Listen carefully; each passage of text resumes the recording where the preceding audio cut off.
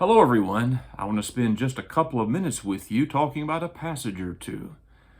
I don't know, it was a few days ago, maybe a week ago, I was studying and came across a passage that has kind of stuck in my mind. First Chronicles chapter 16 and verse 34.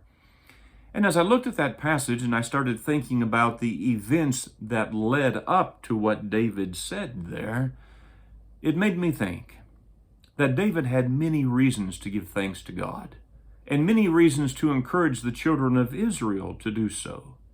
In this portion of chapter 16, recorded for us is the prayer of David. Now, this is just one of his prayers recorded, but the events taking place here was the bringing of the Ark of the Covenant back to Jerusalem. Well, this was the second attempt, and it was successful. The first attempt, not so much. They had disobeyed God in the way they tried to move the ark, and it didn't work. God was not pleased. But this time, David went about it the right way and had the right men involved in moving the ark, and they did it in a way that God was pleased. Now's a time of rejoicing. The ark is back home. And so in chapter 16, in this prayer, David says some things that I just want us to think about a little bit.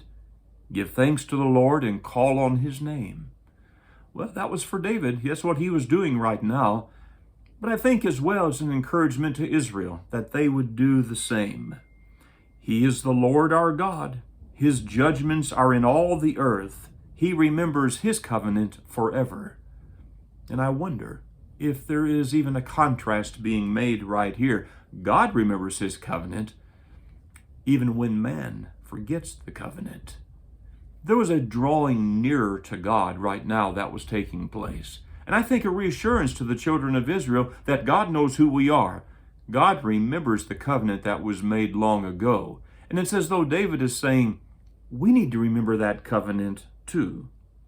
Sing to the Lord all the day, proclaim his salvation day after day. David was one who did that frequently. And again, an encouragement for his brethren there to do the same thing. For all the gods of the nations are idols, but the Lord made the heavens. It's a contrast again. The pagan gods had no power. They could not do anything, but here was the God who has made the heavens and the earth. That's the God that Israel worshiped.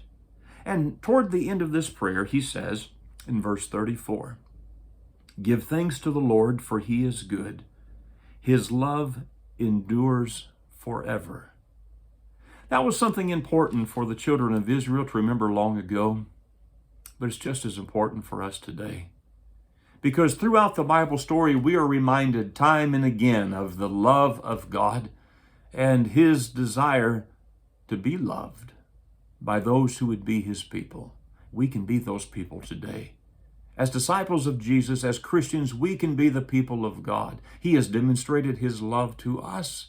He has always worked with his people. He has blessed his people. He has helped his people when they listen to him and they obey, and there was reason to give him praise and glory. It's the same today. As his people, as Christians, we need to remember God, to give thanks to him, to keep in mind always that his love endures forever. And as David closed the prayer, he said, praise be to the Lord, the God of Israel, from everlasting to everlasting. Let's be sure we do that as well. Just something to think about.